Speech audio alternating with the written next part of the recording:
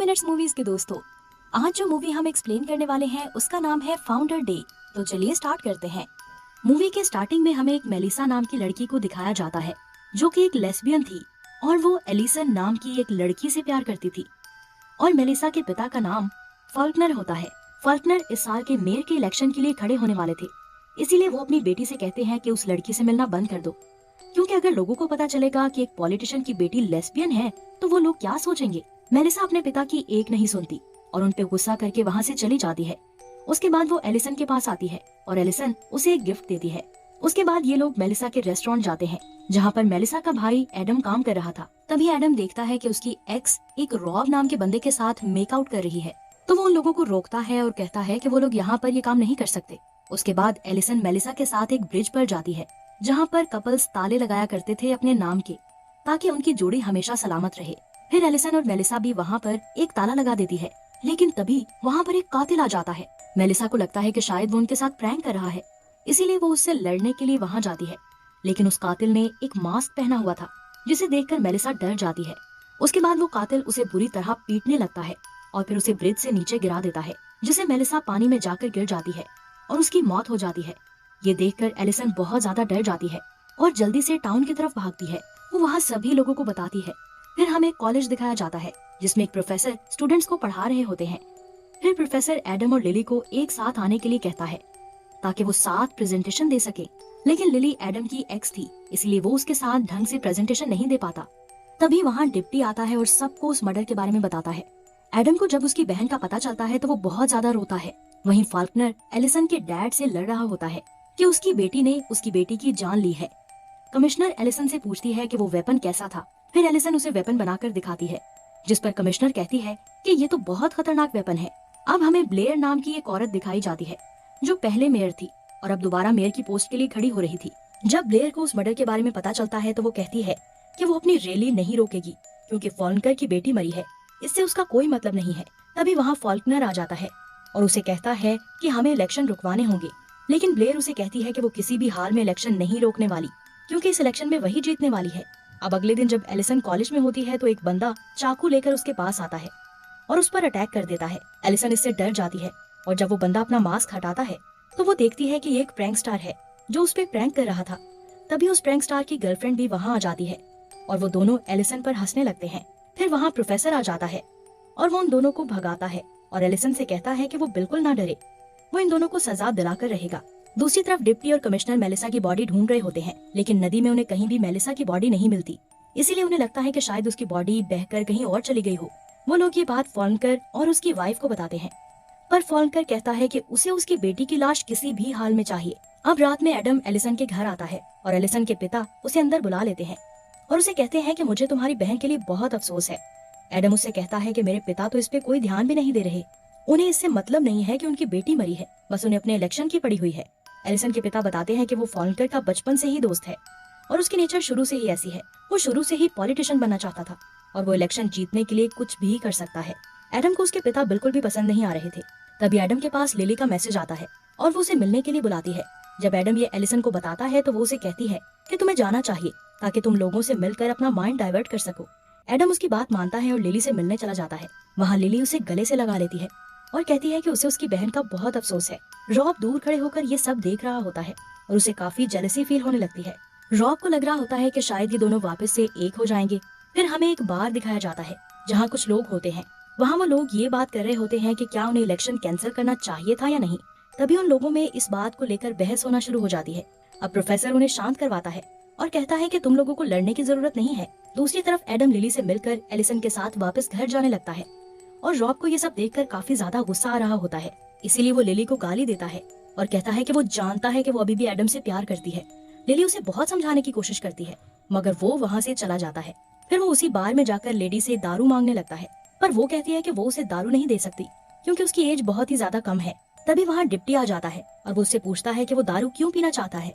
ये सुनकर रॉब उसे मारने लगता है, लेकिन डिप्टी उसे रोक लेता है और कहता है कि तुम अभी छोटे बच्चे हो, तुम्हें लड़ना नहीं आता। अब हमें लिली को दिखाया जाता है जो अकेली होती है और उसके पास एडम का मैसेज आता है जिससे उसे एडम की याद आने लग जाती है।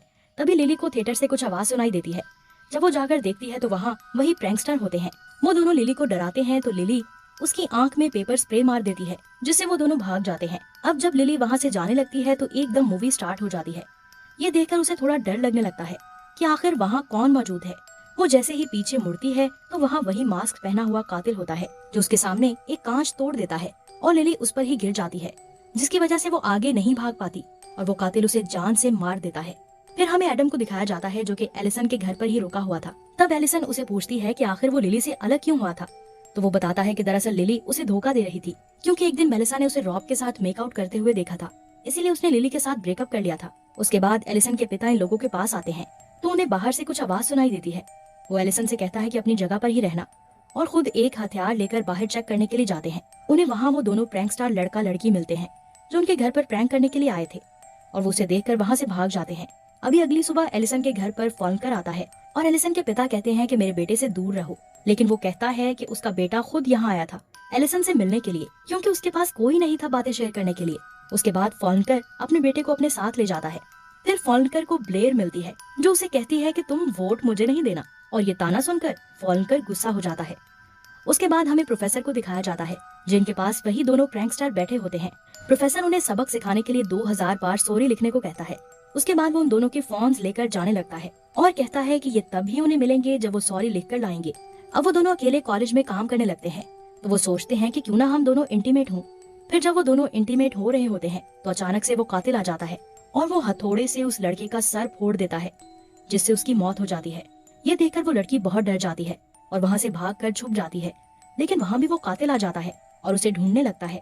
तभी अचानक वो देखती है कि वो कातिल उसके पीछे खड़ा है और वो हथौड़े से उस पर भी वार कर देता है, जिससे उसकी भी वहीं पर मौत हो जाती है।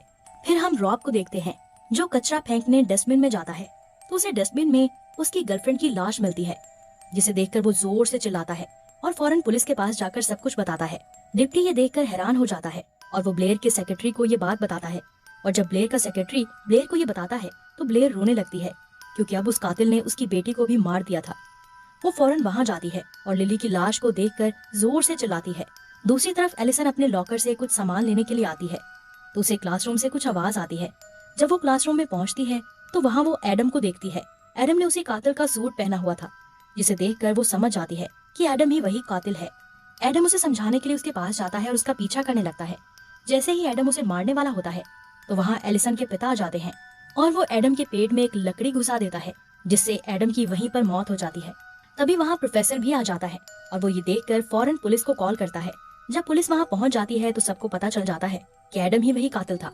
फॉल्कर एलिसन के पिता पर गुस्सा करने लगता है, क्योंकि उसने उसके बेटे की जान ले ली थी, लेकिन उसके पिता का यही कहना था कि उसने सेल्फ डिफेंस में ये किया है, वरना वो उसकी बेटी को जान से मार देता। वो कमिश्नर के सामने भी यही बयान देता है, जिससे कमिश्नर उसे जाने देती है। एलिसन जब अपनी कार में होती है तो उसे मिलने रॉब आता है। वो एलिसन से कहता है कि पुलिस को उस पर भी शक है, इसलिए वो उसके पीछे पड़ी हुई है, लेकिन एलिसन को उस पर यकीन नहीं होता और वो उसे यहाँ से जाने के लिए कहती है। अब ब्लेयर की मेयर स्पीच होती है, मगर वो अपनी बेटी के गम में बहुत ज्यादा दारू पीने लगती है, इसीलिए उसका सेक्रेटरी बाहर जाकर कहता है कि ब्लेयर को आने में थोड़ा वक्त लगेगा। वहाँ रॉब एलिसन से कहता है कि उसे लग रहा है कि कोई और भी कातिल है और उन्हें पता लगाना होगा कि आखिर वो कातिल कौन है। ये सुनकर एलिसन उसकी बात मान जाती है और कार स्टार्ट कर देती है। उन्हें जाते हुए देखकर एलिसन के पिता और डिप्टी उनका पीछा करने लगते हैं। वहीं ब्लेयर अपनी स्पीच में कहती है कि उन्हें घर घर जाकर पता लगाना होगा कि कातिल कौन है, क्योंकि उसने मेरी बेटी को भी मारा है। सब लोग उसे ऐसे देखकर कहते हैं कि वो पागल हो गई है और अब हम सब उसे वोट नहीं देंगे। ये सुनकर ब्लेयर को काफी बुरा लगता है और वो अपने रूम में आ जाती है, पर वहाँ पहले से ही फॉल्कर होता है जो उसे कहता है कि अब वो पक्का हारने वाली है। इन्हीं बातों बातों में उनकी लड़ाई शुरू हो जाती है और इसी बीच वहाँ वो कातिल आ जाता है। वो ब्लेयर के मुंह में चाकू घुसा देता है, जिससे उसकी मौत हो जाती है। उसके बाद वो फॉल्कर का भी मुंह काट देता है, जिससे वो भी मर जाता है। तभी कमिश्नर भी वहाँ आ जाती है और वो उसकी मदद करने लगती है, पर वो कातिल उसे भी मार देता है। अब एलिसन और रॉब उसी ब्रिज पर पहुंच जाते हैं ताकि वो पता लगा सके कि मेलिसा की बॉडी गई कहाँ है। तभी वहाँ डिप्टी आ जाता है और वो उन दोनों से जाने के लिए कहता है, और वो एलिसन से झूठ भी बोलता है कि उसके पिता की जान खतरे में है। ये सुनकर एलिसन घबरा जाती है, पर उन दोनों को उस पर यकीन नहीं था, इसलिए रॉब उसकी गन लेता है और फिर उन दोनों में लड़ाई होने लगती है और इसी बीच गन चल जाती है, जिसकी गोली डिप्टी को लगती है और वो वहीं मर जाता है। एलिसन ये देखकर घबरा जाती है और वहाँ से भागकर अपने घर जाती है, मगर वहाँ तो एक अजीब ही माहौल था जहाँ हर तरफ फूल फैले हुए थे। ये देखकर एलिसन को पता चल जाता है कि वो कातिल यहीं पर है। वो अपनी प्रोटेक्शन के लिए एक हथियार ले लेती है। उसके बाद वो ऊपर कमरे में जाती है और जब बेड के नीचे देखती है तो उसे वही कातिल दिखता है। वो उसे मारने ही वाली थी, मगर वो कातिल चिल्ला देता है। फिर जैसे ही एलिसन उसका मास्क हटाती है तो वो उसके डैड होते हैं, जिसे उस कातिल ने बांध कर अपना लुक दिया हुआ था ताकि वो कातिल समझकर अपने पिता को ही मार डाले। तभी वो कातिल एलिसन के पीछे आ जाता है और उस पर अटैक कर देता है।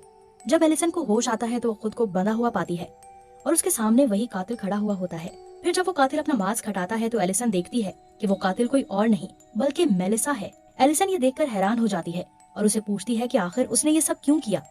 तो वो बताती है कि उसने और उसके भाई ने मिलकर ये सब क्यों किया, क्योंकि उसके पिता और ये पूरा शहर करप्ट हो गया है।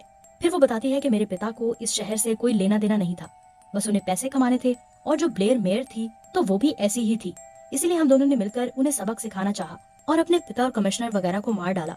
हम दोनों बहन भाई ने बस वही किया जो लोग डिजर्व करते थे। फिर मेलिसा उसे कहती है कि अगर तुम चाहो तो मेरे साथ आ सकती हो, लेकिन एलिसन उसे कहती है कि मैं किसी मर्डरर के साथ नहीं रहूंगी। तभी वहाँ प्रोफेसर आ जाता है और वो मेलिसा को अपने साथ ले जाता है। प्रोफेसर उसे कहता है कि हमें उसे छोड़ना होगा क्योंकि ये लड़की बिल्कुल भी करप्ट नहीं है, मगर मेलिसा उसकी कोई भी बात नहीं सुनती और कहती है कि एलिसन को मारना ही होगा। फिर वो प्रोफेसर के हाथ में हथौड़ा देती है एलिसन को मारने के लिए, मगर प्रोफेसर एलिसन की जगह उसे ही हथौड़े से मार देते हैं, जिससे वो जख्मी हो जाती है। तभी मौका देकर एलिसन खुद को छुड़ाकर वहाँ से भागने लगती है, मगर मेलिसा उसे पकड़ लेती है।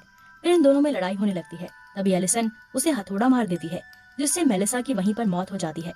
तभी वहाँ पर प्रोफेसर आ जाता है और एलिसन से कहता है कि उसने ही ये सब प्लान किया था ताकि इस करप्शन को खत्म कर सके। अब वो मेयर बनेगा और एलिसन को एक बहुत प्यारी पोस्ट देगा और ये सभी अच्छे से यहाँ पर काम कर पाएंगे। और फिर हमें दिखाया जाता है कि प्रोफेसर के साथ बस वही नहीं बल्कि डिप्टी और ब्लेड के सेक्रेटरी भी था। इन सब ने ही ये सब प्लान किया था और एक एक करके सबको मारा था। फिर हमें कुछ महीने बाद की कहानी दिखाई जाती है, जहाँ पर हम प्रोफेसर देख पाते हैं जो कि अब मेयर बन चुका था। उस शहर में अब कोई भी करप्शन नहीं थी और सभी लोग अच्छे से रह रहे थे। एलिसन भी एक अच्छी पोस्ट पर थी और स्पीच दे रही थी। उसके पिता उसे देखकर बहुत खुश हो रहे थे और इसी के साथ ये मूवी खत्म हो जाती है। चैनल को सब्सक्राइब कीजिए और बेल आइकन को जरूर प्रेस कीजिए और इसी तरह मूवीज की एक्सप्लेनेशन देखने के लिए हमारे चैनल फ्यू मिनट्स मूवीज के साथ जुड़े रहिए। मिलते हैं नेक्स्ट मूवी में। Bye bye.